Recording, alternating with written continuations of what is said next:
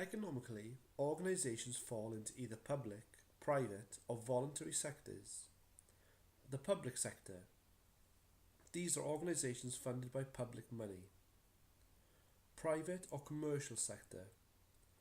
The motivation of these organisations is to increase profit, attract new customers, and build on existing relationships. Voluntary and not-for-profit sector. This includes charities or organisations operating under a charitable status, where money is not raised for a cause, but rather is invested back into the operation.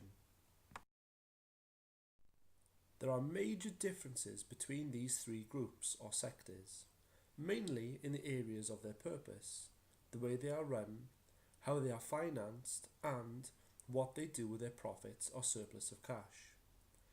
The very different purposes of the sectors and the way they are financed determine how the organisations are structured and run. In the table below, please see the main differences between the sectors.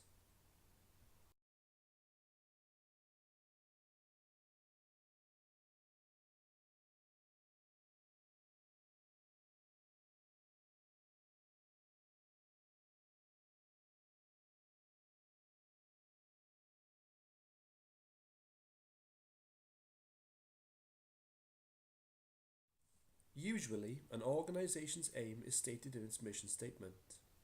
An organisation's objectives are determined by the type of organisation and its sector. In the public sector, the focus is on provision of efficient and effective services to the public. In the private sector, the focus is on getting customers to buy their products or services. In the voluntary sector, the focus is on helping a cause or those who cannot help themselves.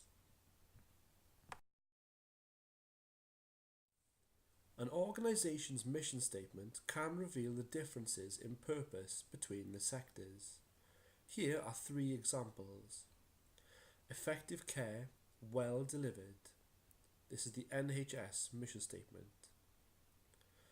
To bring inspiration and innovation to every athlete in the world. This is the mission statement for Nike. We defend the natural world and promote peace by investigating, exposing, and confronting environmental abuse and championing environmentally responsible solutions. This is the mission statement for Greenpeace.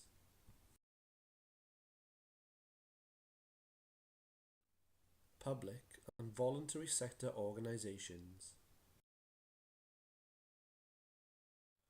The main difference between private and public sector organisations lies in how they are financed. Public sector organisations do not have the facility to make a profit. They are funded from public taxes, and these taxes may be central or local taxes. The services they provide are funded by the government. Additionally, organisations may receive funds from government as a result of borrowing or monies received for specific activities from the European Union. By meeting special conditions, they may be able to apply for grants from the Treasury. Local authorities also have the option of raising revenue through car parking fees or hiring out leisure facilities.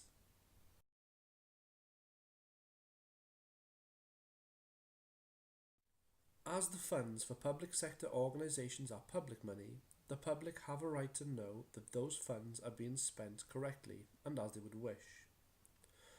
As public sector organisations do not operate using funds they have raised themselves, but funds from the public, it is vital that they do not waste money and that all the resources are used efficiently and effectively.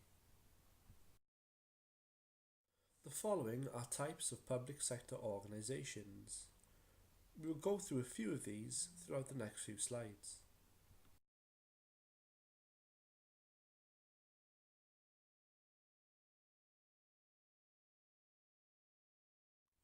Local authorities report to the Secretary of State for Communities and Local Government. They are responsible for the running of local areas, and there are several different types. They include the county and district councils, unitary authorities, and town and parish councils. Central government is separated into separate government departments. Government departments are headed by a Secretary of State or other senior minister. Examples of ministerial departments are the Cabinet Office, the Department for Health, HM Treasury, and the Ministry of Defence.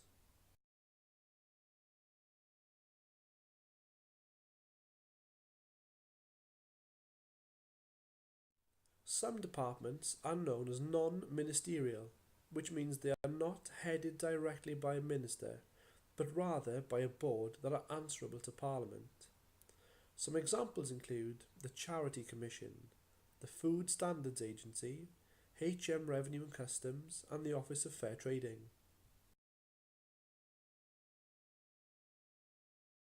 There are four main pieces of public sector legislation that you need to know. The first is the Local Government Act.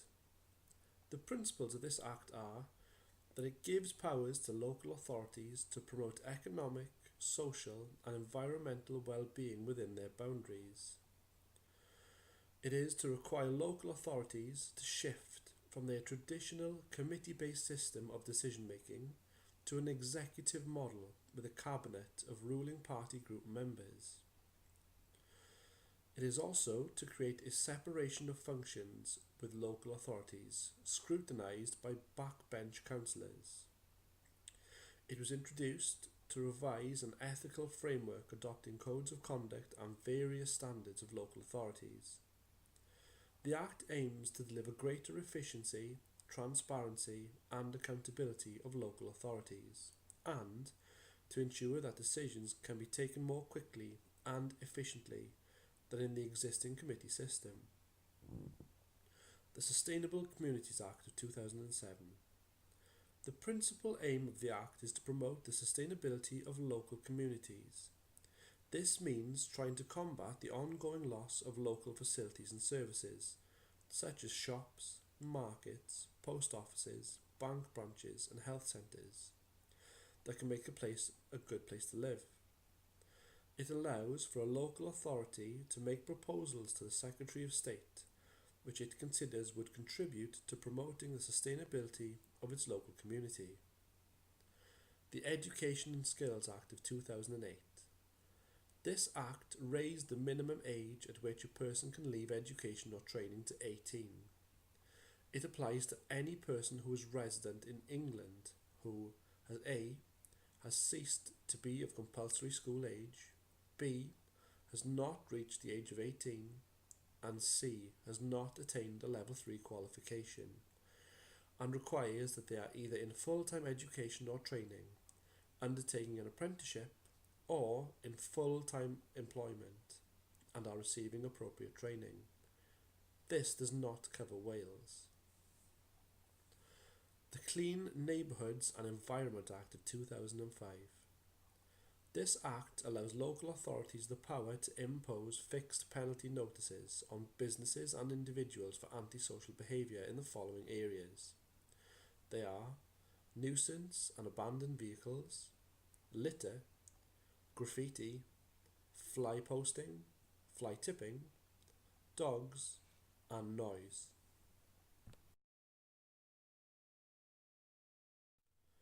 Voluntary or third sector organisations are organisations who aim to raise aid for their stated cause. This includes organisations such as the Voluntary Services Organisation. Organisations operating under a charitable status where money is not raised for a cause, but rather is invested back into the operation. For example, city and guilds. Charities are registered at the Charities Commission. There are three main charitable entities: unincorporated associations, charitable trusts, and private companies limited by guarantee. We will now go through these in a little more detail.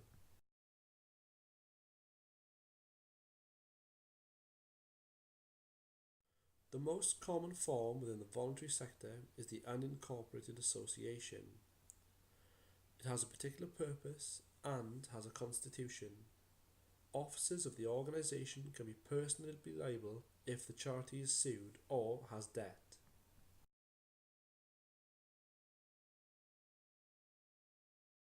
charitable trust is a relationship between three parties.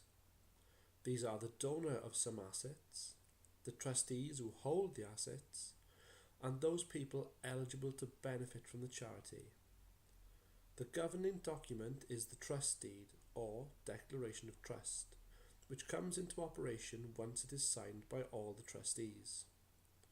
As with the unincorporated association, it has no separate legal status, and its trustees are liable for any debt that it incurs.